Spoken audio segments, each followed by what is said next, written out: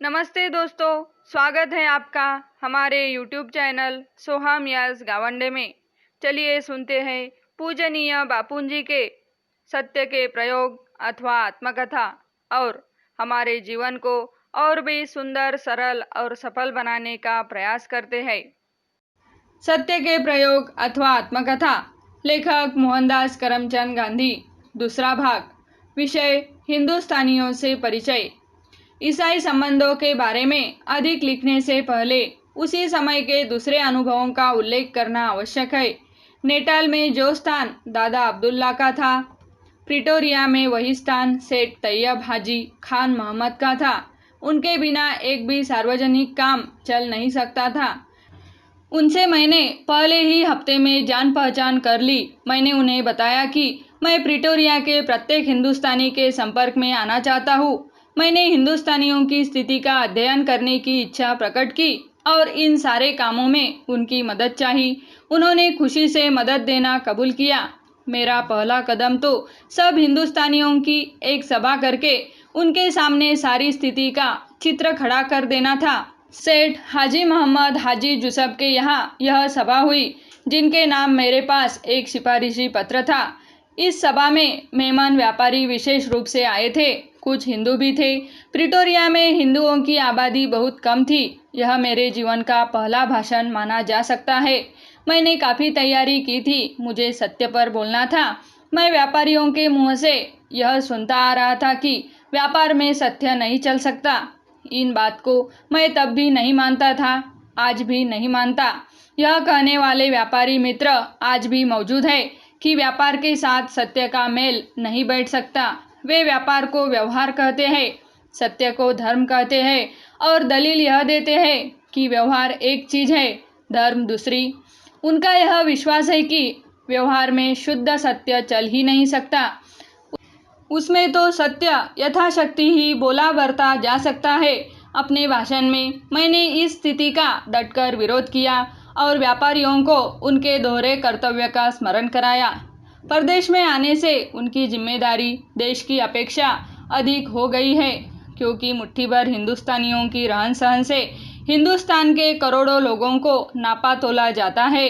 अंग्रेज़ों की रहन सहन की तुलना में हमारी रहन सहन गंदी है, इसे मैं देख चुका हूँ। मैंने इसकी ओर भी उनका ध्यान खींचा। हिंदू, मुसलमान, पारसी, ईसाई अथवा गुजराती, मद्रासी, पंजाबी, सिंधी, कच्छी, सूरती आदि भेदों को भुला देने पर जोर दिया। अंत में मैंने यह सुझाया कि एक मंडल की स्थापना करके हिंदुस्तानियों के कष्टों और कठिनाइयों का इलाज अधिकारियों से मिलकर और अर्जियां भेजकर करना चाहिए। और यह सूचित किया कि मुझे जितना समय मिलेगा उतना इस काम के लिए मैं बिना वेतन के दूंगा। मैंने देखा कि सभा पर मेरी बातों का अच्छा प्रभाव पड़ा। मेरे भाषण के बाद चर्चा हुई। कईयों ने मुझे तथ्यों की जानकारी देने को कहा। मेरी हिम्मत बढ़ी। मैंने देखा कि इस सभा में अंग्रेजी जानने वाले कुछ ही लोग थे। मुझे लगा कि ऐसे प्रदेश में अंग्रेजी का ज्ञान हो तो अच्छा है। इसलिए मैंने सलाह दी कि जिन्हें फुर्सत हो वे अंग्रेजी सीख ले। मैंने यह भी कहा कि अधिक उम्र हो जाने पर भी पढ़ा जा सकता है और इस तरह पढ़ने वालों के उदाहरण भी दिए।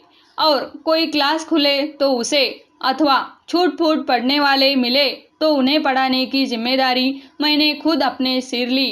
क्लास तो नहीं खुला, पर 3 आदमी अपनी सुविधा से और उनके घर जाकर पढ़ाने की शर्त पर पढ़ने के लिए तैयार हुए। इनमें 2 मुसलमान थे। 2 में से एक हज्जाम था और एक कारकुन था। एक हिंदू छोटा दुकानदार था। मैंने सबकी बात मान ली। पढ़ाने की अपनी शक्ति के विषय में तो मुझे कोई अविश्वास था ही नहीं। मेरे शिष्यों को थका माने तो वे थके कहे जा सकते हैं, पर मैं नहीं थका।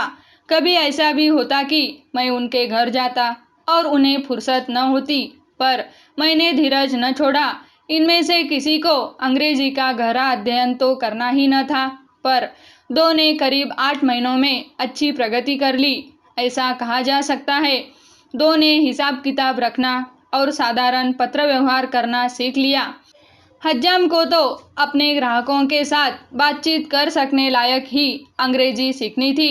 दो व्यक्तियों ने अपनी इस पढ़ाई के कारण ठीक ठीक कमाने की शक्ति भी प्राप्त कर ली थी। सभा के परिणाम से मुझे संतोष हुआ। निश्चय हुआ कि ऐसी सभा हर महीने या हर हफ्ते की जाए। यह सभा न्यूनाधिक नियमित रूप से होती थी और उसमें विचारों का आदान प्रदान होता रहता था। नतीजा यह हुआ कि प्रिटोरिया में शायद ही कोई हिंदुस्तानी ऐसा रहा होगा जिसे मैं पहचानने न लगा हूँ अथवा जिसकी स्थिति से मैं परिचित न हो गया हूँ।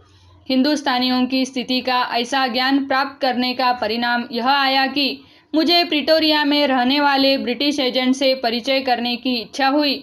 मैं मिस्टर जोकोब्स डी वेट से मिला।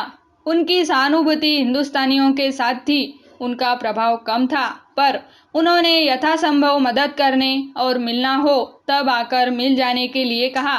रेलवे के अधिकारियों से मैंने पत्र व्यवहार शुरू किया और बतलाया कि उन्हीं के कायदों के अनुसार हिंदुस्तानियों को ऊंचे दर्जे में यात्रा करने से रोका नहीं जा सकता।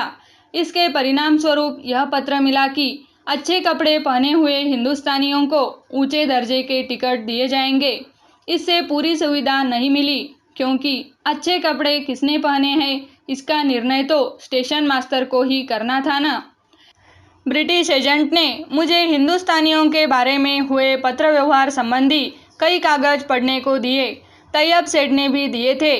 उनसे मुझे पता चला कि ऑरेंज फ्री स्टेट से हिंदुस्तानियों को किस निर्दयता के साथ निकाल बाहर किया गया था। सारांश यह कि ट्रांसवाल और ऑरेंज फ्री स्टेट के हिंदुस्तानियों की आर्थिक, सामाजिक और राजनीतिक स्थिति का गहरा अध्ययन मैं प्रिटोरिया में कर सका। इस अध्ययन का आगे चलकर मेरे लिए पूरा उपयोग होने वाला है, इसकी मुझे जरा भी कल्पना नहीं थी। मुझे तो 1 साल के अंत में अथवा मुकदमा पहले समाप्त हो जाए तो उससे पहले ही स्वदेश लौट जाना था, पर ईश्वर ने कुछ और ही सोच रखा था। विषय समाप्त। यह प्रयास अच्छा लगे तो चैनल को सब्सक्राइब, लाइक और शेयर करें। धन्यवाद।